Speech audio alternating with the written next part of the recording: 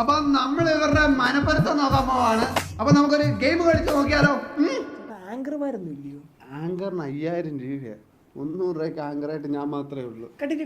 Okay ആണല്ലോ. അപ്പം നമ്മുടെ എന്താ ചേച്ചിയുടെ പേരെന്തായിരുന്നു? ആശ ചേച്ചിയുടെ ബർത്ത്ഡേ എന്നാണ്? പ്രകാശൻ ചേട്ടൻ പറ. Birthday 2000 December 1. അതണ്ണൻ എങ്ങനെ അറിയാം?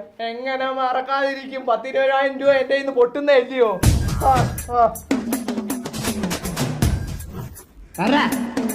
29 ഫെബ്രുവരി 2025. അപ്പൊ ആകാശ് ചേട്ടൻ അതിൽ തോറ്റിരിക്കുകയാണ്. അടുത്തൊരു ചോദ്യം, ചേച്ചിയുടെ വെയിറ്റ് എത്രയാണെന്ന് പറയും. അരക്ക് മേളിലോട്ടാണെങ്കിൽ 50, അരക്ക് താഴോട്ടാണെങ്കിൽ 45. നമുക്കെല്ലാം അറിയാം. 60 ശരിയാണോ ചേച്ചി? കറക്റ്റ് ഒന്ന് പിടിച്ചേട്ടോ നോക്കട്ടെ. അയ്യോ, ഇത് 50 ഉള്ളൂ. തെറ്റ്. ചേച്ചിക്ക് കോളേജിൽ എത്ര സപ്ലി ഉണ്ടെന്ന് നമുക്ക് ചോദിച്ചു നോക്കാം. എത്ര സപ്ലി ഉണ്ടെന്ന് അറിയാം? കറക്റ്റ് ഉത്തരം പറയാം. അത് കോളേജിൽ പോയിട്ടില്ല. കറക്റ്റല്ലേ ചേച്ചി? അവള് കോളേജിൽ പോയിട്ടുണ്ട്. കോളേജിൽ പോയതിന്റെ കണക്കറിയത്തില്ല, ഓയോ റൂമിൽ പോയതിന്റെ കണക്കറിയാം. അത് കറക്റ്റാണ്. കോളേജിൽ പോയിട്ടില്ലെന്നാ പറയുന്നത്. 8ാം ക്ലാസ് പഠിത്തം നിർത്തിയ. അടുത്തൊരു ചോദ്യം, ചേച്ചിക്ക് ഇഷ്ടപ്പെട്ട ഫുഡ് ഏതാന്ന് നമുക്ക് ചോദിക്കാം. കുഴിമന്തിയെ കേട്ടു, അത് അൽഫാം, അതല്ലാതെ ഇറങ്ങത്തില്ല അവക്ക്. പിന്നെ ഫലൂഡ, അത് റോയൽ ഫലൂഡ, അത് മാത്രമേ ഇറങ്ങത്തുള്ളൂ. പാട്ടി ഏതാണ്ട്.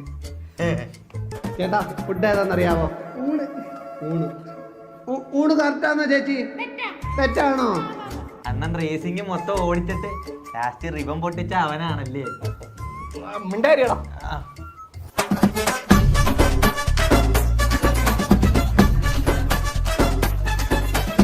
എടാ എല്ലാം നോക്കണേ, ഞാൻ ഒന്ന് മൂത്രം ഒഴിച്ചിട്ട് വരാം.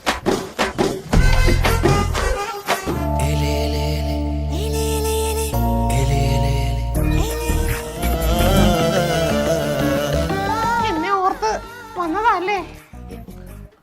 അതെ.